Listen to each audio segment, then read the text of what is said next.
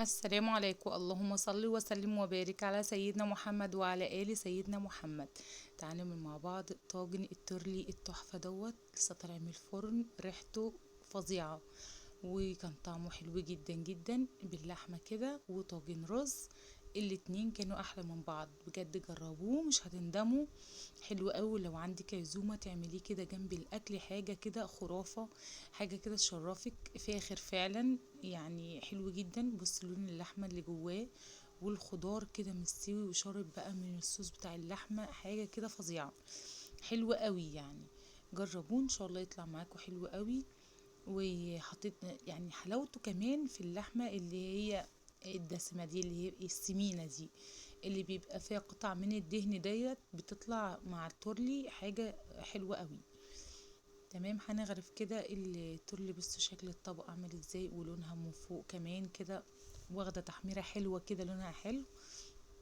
والرز كمان كان طعمه حلو جدا جدا، وسواه كان تحفة.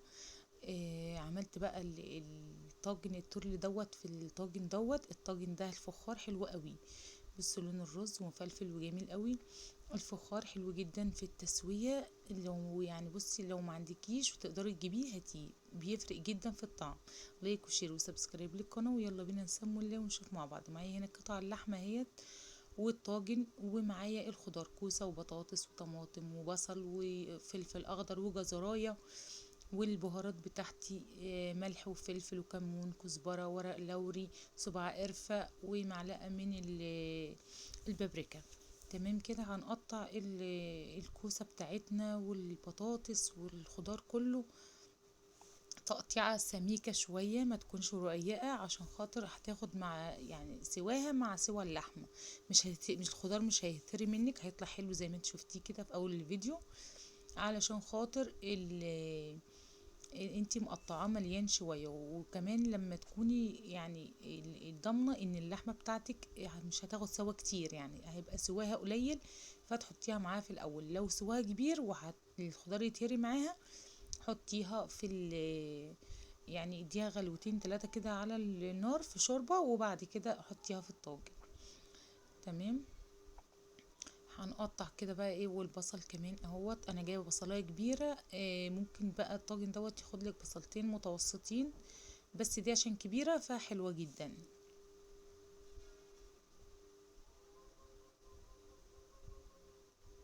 هتقطعي برضو حتى البصل ترانشات كده برضو سميكه شويه برضو معاهم. والطماطم وكل الخضار. حطيت طماطمتين اتنين بس، ما حطيتش اكتر من كده. ان شاء الله لما تجربوه ويطلع معاكم تحفه كده، تكتبوا لي في التعليقات وتقولي لي طلع طعمه ايه معاكم. هو طعمه حلو قوي، وريحته كانت قلب البيت من حلاوتها.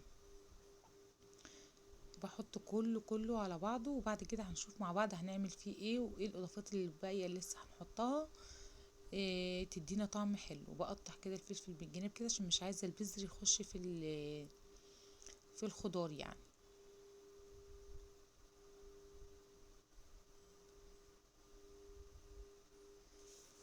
كده خلصت كل الخضار اهوت. هنزل بقى بالبهارات دي كلها. لو عندك بهارات لحمه حطيها، مفيش مشكله. حابه تعلي التست، بس التست كان عالي قوي لان اللحمه عطيه طعم حلو جدا جدا. في الخضار كان حلو جدا. فممكن تحطي طبق يعني مكعب مرقه. لو عايزه اللي تستكفي بكده استكفي بجد كده، من غير مكعب مرقه حلو قوي. بس في ناس بتحب تضيفها يعني. كده حطيت الخضار اللحمه وسعت لها اماكن ورصيتها كده، وثلاث حتت من الدهن كده حطيتها من فوق، اللي بيبقى السمين اللي بيبقى في اللحمه دوت.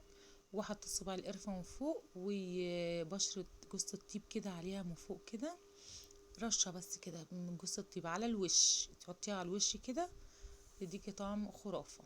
عندي شوربة بتاعت لحمة اهيت. هحط بقى بدل ما احط مية، لا حطيت بولة من البولة ديت الشوربة، وحطيت شوية كمان عشان تاخد سواها مرة واحدة. ما طلعهاش بقى من الفرن غير لما خلاص هقدم. قبل ما بطلعها من الفرن ب10 دقايق كده، باجي شايلة الفويل ده من على وشها عشان تاخد ايه لون، من غير ما اولع فوق ولا حاجة. بيبقى الفرن سخن قوي، فبيديها لون زي ما انت شفت في اول الفيديو.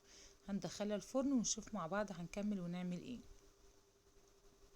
هنا معايا الطاجن دوت هعمله رز. هجيب الرز كده واغسله اهوت، حطيته فيه وجبت الحليب بتاعي. هحط بس ايه الملح كده على الوش. الطاجن دوت اخد معايا 5 مجات من المج بتاع الشاي دوت اللي هو العادي في كل بيت رز. يعني مج ما شاء الله كبير مش صغير. حطيت معلقة كبيرة من الملح، وهنحط كده الحليب كله.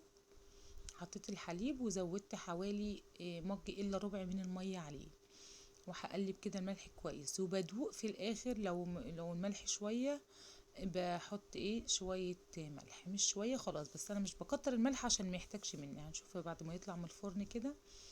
بولع من فوق ياخد لون كده، وطبعا انا مولعه الفرن عشان الطاجن التاني ياخد لون، وبطفي ويكمل سواه بقى عادي. باخد كده حبايتين رز وبجرب كده، لو مستويين خلاص مش بحط ميه، مش مستويين خلاص احط رشة ميه كده صغيرة، حوالي ربع مج من الميه، ربع فنجان، وحسب السوا بتاعه هيعوز منك ميه قد ايه. هنا بتحطي شوية زيت على حتة سمنة كده وتحطيهم على الوش، او حتة قشطة اللي متوفر عندك، او زيت بس، سمنة بس اللي متوفر عادي. تمام، بس الزيت بيديله لمعة وبيديله بيخلي الرز مفلفل. حطيته في الفرن شوية وطلعته كده مع الطاجن بتاعنا اهوت. تحفة جدا، اكلة حلوة، يا رب تجربوها وتعجبكم. استنوني فيديو جديد، مع السلامة.